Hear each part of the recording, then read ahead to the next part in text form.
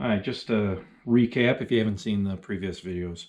I broke two studs on the inside of this jug that holds the jug, and it holds all the pieces together. These screw into the base. Not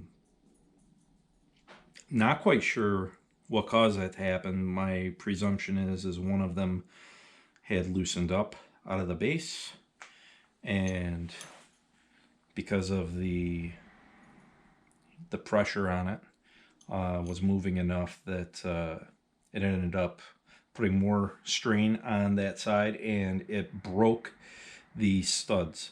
So to give you an idea,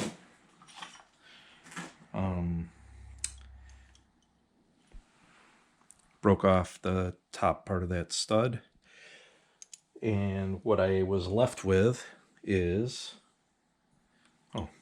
in my hand,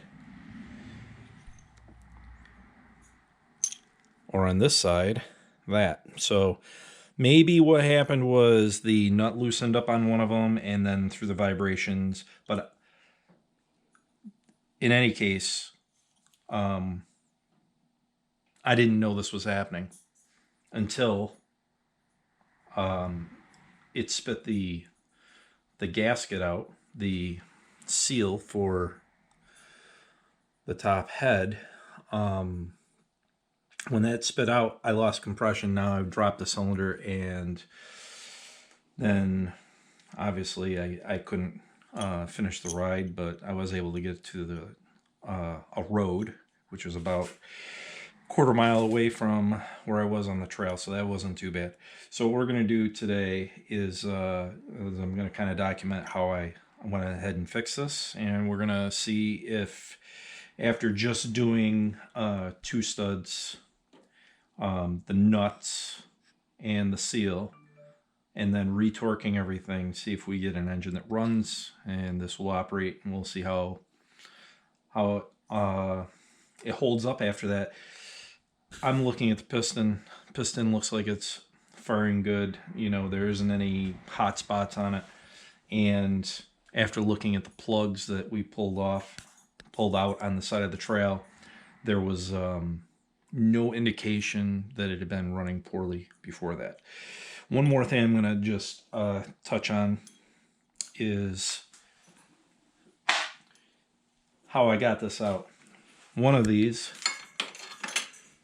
was loose, but it does screw back in, so I don't think there's any problem with the threads on it or the threads inside.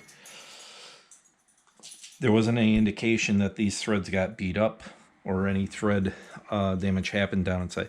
The other one was still in there. I tried some vice grips on it, would not take it out. But what I do have, and what I used, was a stud remover. And my concern was you know, there's a lot of flex in that stud.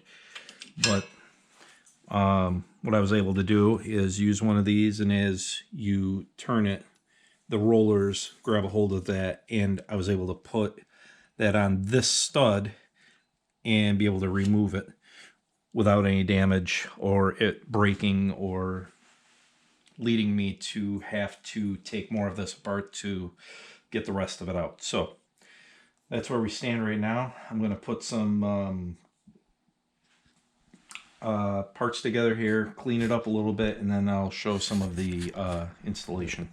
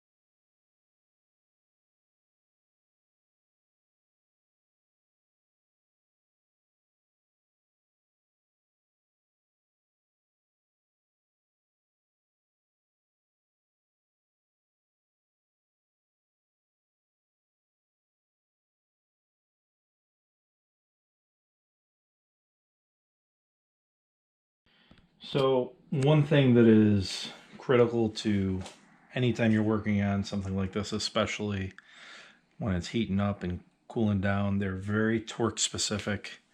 So we're going to make sure that we torque this evenly in a cross pattern to the right torque specs. I'm going to use a digital torque wrench. It's by Snap-on. There's a lot less expensive ones than this that'll work just fine. From what I found on line, it's only 16 foot-pounds. So we're gonna just make sure that is all torqued, and while we're in here, we're going to just double check the torque on the other. We didn't have any problem with that side, but we're here, so we're gonna just double check that torque, and then we'll get on to putting the rest together.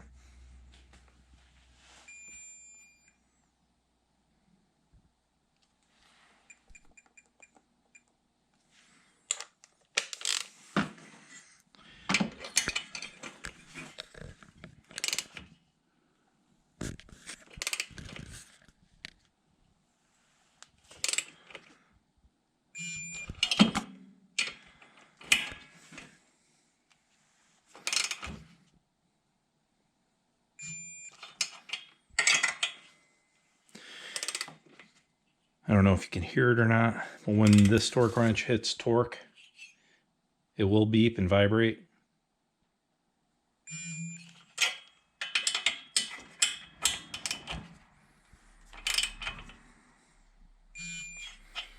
I'm just going to double check we're good.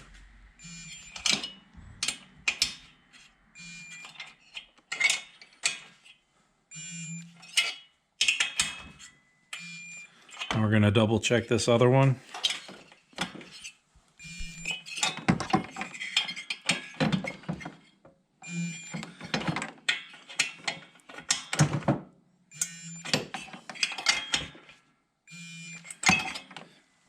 All set on that one.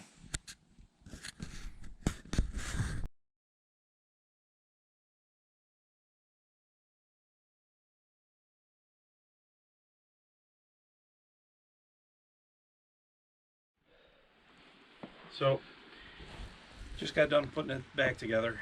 We're going to haven't fired it yet, just rolled it out of the garage.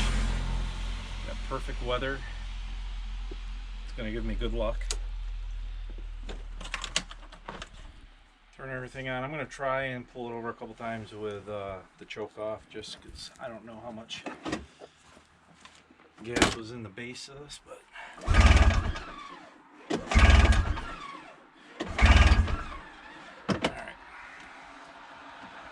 Let's give her a shot.